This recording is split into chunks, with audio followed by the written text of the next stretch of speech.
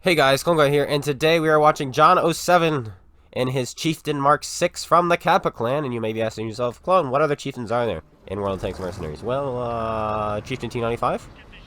So I guess if I say Chieftain, I could mean that one, right?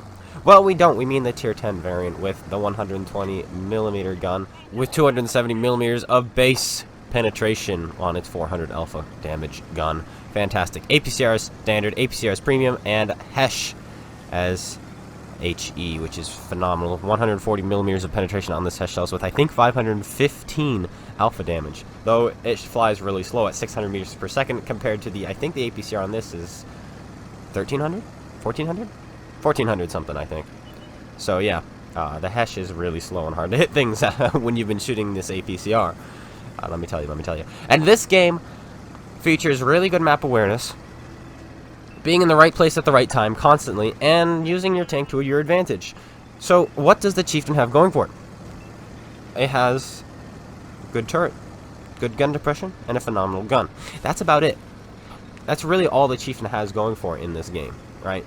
But if you're able to use all those things, then you can pull out results. Probably not like this, okay? You're not going to be pulling out results like this. But John will be here. He's going to be pulling out a game that I'm only ever going to dream of, and it's probably never ever going to happen for me. But hey-oh, at least he sent it in and we get to watch it. This is an older replay from June, I think, and I've had it on my hard drive for a while. He sent it to me a long time ago, and I just sitting here like, what do I use it for? Like, a lot of events have been happening in World of Tanks, and then we had all the monster reviews I wanted to do all in a row, and then I forgot to use it yesterday because yesterday I decided to do the crew training because I wanted to do crew training, and then they had the bundle while I was making the crew training video, so I'm like, alright, gotta have it released today. So I released crew training yesterday, and so today we're finally getting into this one. Thank you, John, for sending it in. And why is it? How come there are so many people in this game who do not take repair kits? He has been tracked, and that's it. He has not lost anything else. He's the only person to shoot this guy, right? Maybe someone else hit him, actually. I wasn't paying attention. But he should have still had his repair kit, but clearly he doesn't take one. Also, if you're wondering, he is on PlayStation 4. So you're like, oh, is this Xbox? No, this is PlayStation 4. And he uses the square minimap. That's how you know he's not me. He's using the square one. So you can see where he is. He's on Elamine Team Destruction. And there's lots of ridge lines for him to use in his Chieftain. And there's no artillery. Oof, what a bonus. And he decided to come over this side because it looks like his Super Conqueror is asking for help. But it's kind of too late. His Super Conqueror is dead.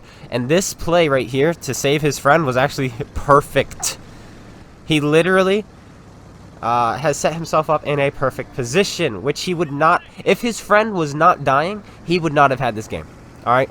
If I'm reading this game correctly, which it looks like he was falling back to help his friend, if his friend was not dying, he would not have left his previous position, and he would not have had a game like this. That is what I'm getting at here. And sometimes the stars have to align. But even so, he's going to pull off a fantastic game. So, a quick thank you to your friend for getting in a pickle. Because now, look at these shots. Look at these shots. And there is no artillery to dig him out. He's putting his side shots into the FV4005, though it doesn't matter what side he has on the FV4005. Let's be real. And you're thinking, why don't you load some HESH for him? Well, because it flies so slow. And this guy is not going to make it easy for him to hit. He's going to be moving around. Well, okay, I say that, and then the last two shots, the kid was standing still. But this next shot, if he had HESH loaded, I have a feeling he would have missed. Because look at him moving back and forth. But the fast shell velocity makes it a lot easier to hit. And he finishes him off. And now he has a 257, who has moved down into a kill box. Hello. Easy shot into the side plate, but no, the side pike knows. Instead, it goes into the tracks and bounces harmlessly off. And, I'm not sure if he knows exactly how to deal with a 257, because after watching this, it seems like he was a little bit confused. Lower plate is actually really weak on that tank. He fires another one towards his upper plate. This is not a T10. It is not a weak upper plate like the T10. He's going to do it again into the upper plate, and it bounces off. So he loads up his premium rounds. His premium rounds will be more than capable to go through the upper plate of the 257. But if you're watching this, guys, anyone watching, you can go through the lower plate of a 257 very, very easily. In fact, right there, he would have been able to go through the upper plate with standard. But you know what? It looks like he couldn't quite figure it out at the time. Like I said, this is an older replay. Not too old. It's from June. But I'm sure now he knows exactly how to deal with 257s. That angle right there, yet again, it could have gone through with standard, but he's got the premium rounds loaded, so we're going to let him use them, because this is pretty much the only time he uses them, is this engagement and his next engagement, because he wants to keep the gun rolling. Remember, in World Tanks Mercenaries, whenever you switch shell types, your reload does get longer, because you can't double tap or have one preloaded for the next engagement, and so he has to click X twice, or A twice, whatever he's using, you know. And that will slow down his DPM. And he's just have shots for days. So why would he switch ammo right now, right? And that's probably exactly what he's thinking. He puts another shell into the T30 there. And like we said before, it does not need premium, but it doesn't really matter. He's going to pin him anyway. And he finishes him off there with an on-the-move shot. Looks like a little bit of latency. Or maybe he overestimated his reload. Or underestimated his reload, I guess. Pulled the trigger. Nothing came out. He started to drive. Doesn't matter. Flies straight. Switches back to his standard. And he moves on. You're wondering, why on earth did he leave that position? Look at his minimap. There was a tank destroyer right behind him. That is, in fact, a T110E4 that would have shot him right up the rear.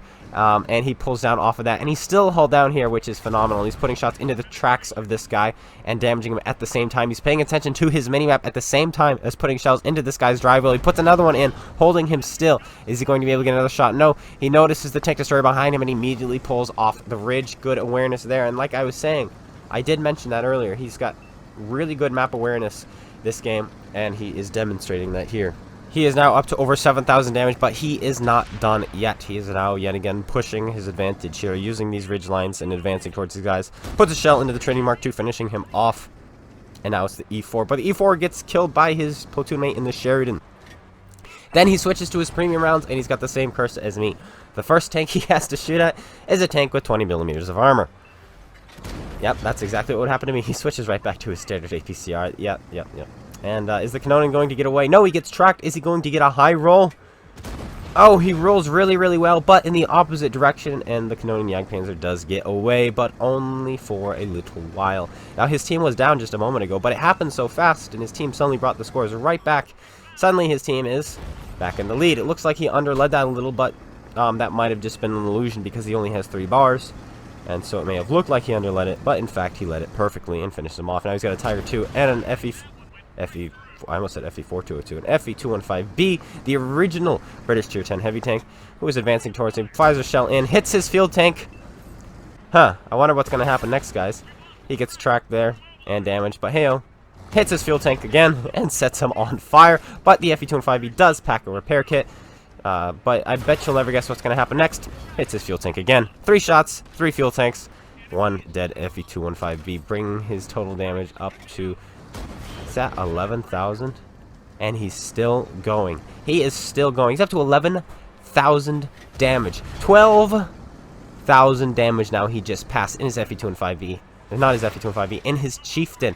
He puts another shell in, tracking the Tiger 2, and now it's all over. If he pens this, he will break 12,500 damage. Yes, he does. He kills him off. 12,500 damage, ladies and gentlemen, in an 8-minute game.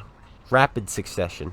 Constantly firing, hitting his shots, aiming for weak points, and using his tank to its advantages. This was back when he was grinding for the machine. I'm sure he has the machine. Probably got it rather quickly after games like this. 12,536 damage done. 7 tanks killed.